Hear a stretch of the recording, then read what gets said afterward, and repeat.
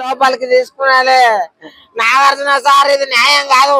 ఇన్ని రోజులు మీ big boss నడవనిక మా రీతు చౌదరిని వాడుకొని ఇప్పుడు మెడబట్టి గెంటేయడం తప్పు సార్, తప్పు, చాలా తప్పు సార్.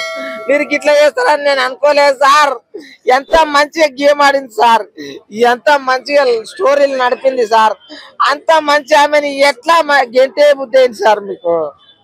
నాగార్జున సార్, మీరు అనుకుంటారు నెక్స్ట్ బిగ్ బాస్ మేము అస్సలు చూడము, ఇప్పటికెళ్ళి ఎవరు బిగ్ బాస్ చూడము మేమైతే. రావాలే, పక్క రావాలబ్బా. రీతు చౌదరి ఉంటే ఎంత అందం అయ్యా.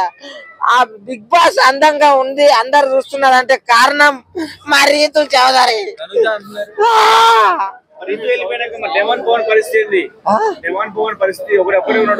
పవన్ ఒంటరోడు అయిపోయిండు అబ్బా. ఏంది బిగ్ బాస్ వాళ్ళు ఇద్దరు ఉంటే ఎంత మంచిగా ఉంటుండే తెలుసా, చూస్తే ఎంత చక్కనైనా జంటలాగా. ఏమనలేదు, చాలా దిష్టి తగిలింది, అందరు దిష్టి తగిలింది బిగ్ బాస్ కి. అందుకే మా అక్కని పంపించారు. ఒకటి చెప్తున్నా, ఎందుకని అసలు పంపించడు అవసరమా చెప్పుర్రి?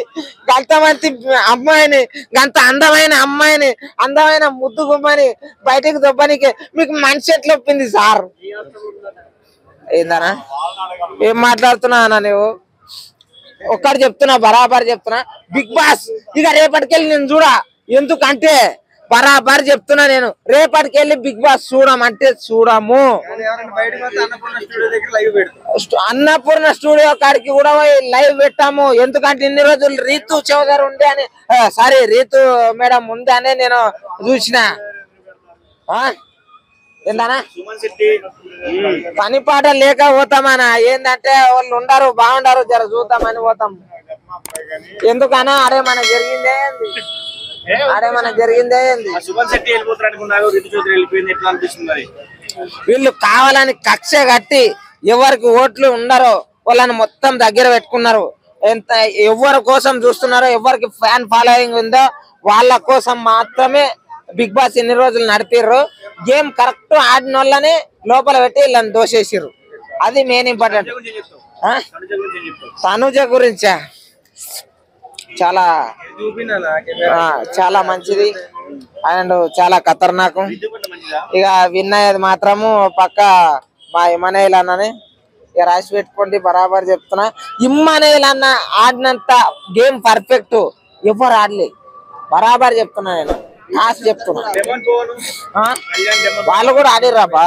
కాకపోతే ఈయన ఏందంటే ఒక గోల్, ఒక ఇందుట్లోకి పోయినామంటే సాధించుకొని రావాలని ఒక అందరు ఆశతో వెళ్తారు, ఆయన ఆశయంతో వెళ్ళింది. ఈ కప్పు కొట్టాలి, కొట్టి ఒక కమెడియన్ కప్పు తీసుకొని వస్తే ఎట్లుంటదో ఈ ఇండస్ట్రీకి చూపిస్తా అని చెప్పేసి ఆయన గేమ్ ఆడుతున్నాడు. అర్థమైందా?